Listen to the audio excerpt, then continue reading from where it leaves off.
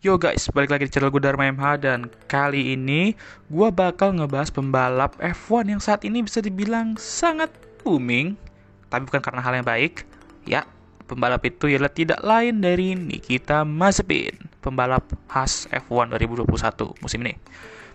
Dan gue bakal ngebahas karir F1 Nikita Mazepin yang tentunya masih belum panjang karena dia masih rookie ya musim ini.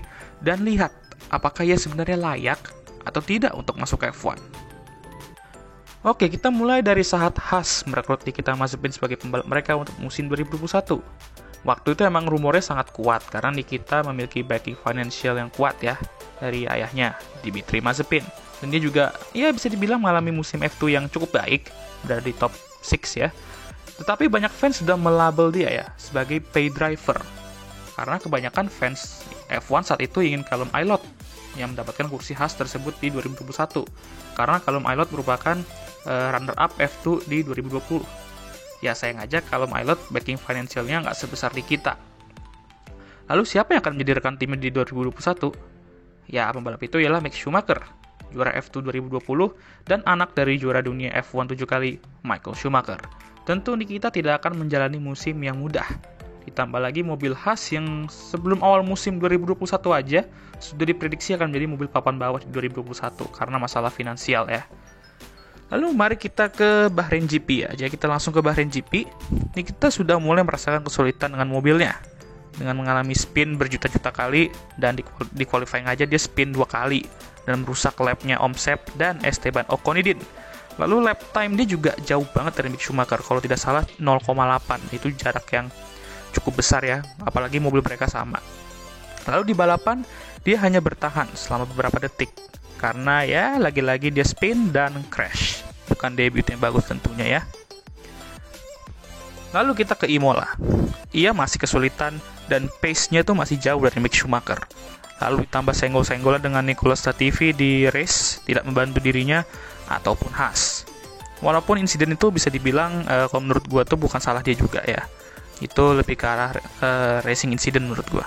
Lalu semenjak Imola, Mazepin pun juga ya telah membuat pembalap lain ngamuk seperti Antonio Giovinazzi di Imola, Lance Stroll di Barcelona, Checo di Portimao, Carlos dan Charles ya di Catalunya juga di Barcelona kalau nggak salah, dan bahkan rekan timnya sendiri Mick Schumacher saat balapan di Baku. Tapi kita akan ke situ nanti.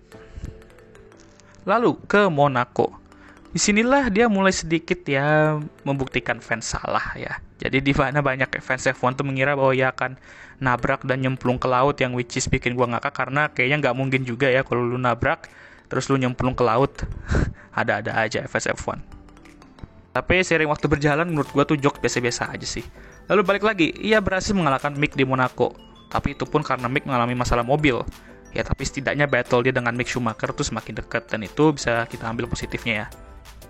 Lalu seperti yang gue udah bilang tadi, di Azerbaijan, ia membuat Mick ngamuk saat melakukan manuver defensif yang cukup agresif di start-finish straight di lap terakhir.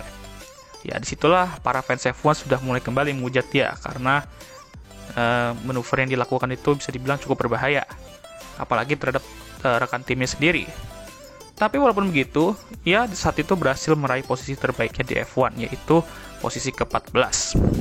Semenjak itu sih dia udah jarang spin, ya tapi masih suka bikin pembalapan ketar-ketir setiap kali akan nge-lap dia ya, dan juga ya masih bisa kita lihat lah ya inkonsistensinya di mana-mana. Tetapi ya emang ini merupakan sebuah proses pelajaran ya dari seorang rookie, ya termasuk Nikita Mazepin sendiri. Semenjak sudah jarang nge-spin, dia sih mulai membuat Mick Schumacher stres dengan cara melawannya seagresif mungkin walaupun bukan untuk poin. Nah, karena itu kedua pembalap tuh tidak ingin mengalah karena pembalap yang mereka bisa kalahkan ya rekan tim mereka sendiri karena mobil mereka tidak bisa untuk mengalahkan tim-tim lain. Dan ini mungkin membuat Gunter Steiner sepertinya harus mencoba untuk mengontrol dua pembalap. Karena ya Haas juga mencoba untuk tidak membuang-buang dana hanya untuk memperbaiki mobil yang rusak akibat kecelakaan. Apalagi kecelakaan itu kedua rekan tim sendiri gitu. Ya sejauh ini bisa dibilang Mick Schumacher masih lebih unggul dari Nikita dari setiap aspek. Dari posisi tertinggi di kualifikasi, posisi tertinggi di race, dan posisi tertinggi di klasemen. Walaupun sebenarnya mereka poinnya masih 0, tetapi Mick Schumacher memiliki finish tertinggi di Hungary pas itu dia finish di posisi ke-12, dan Nikita Mazepin mendapatkan hasil terbaiknya di Azerbaijan di posisi ke-14.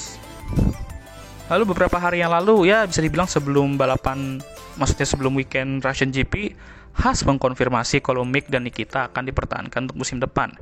Yang which is sebenarnya nggak terlalu mengejutkan, ya tapi lagi-lagi banyak fans masih bertanda tanya nih, kira-kira ini bakal berhasil nggak? Atau mungkin bakal gagal dan bisa menjadi Roman Grosjean dan Kevin Magnussen 2.0.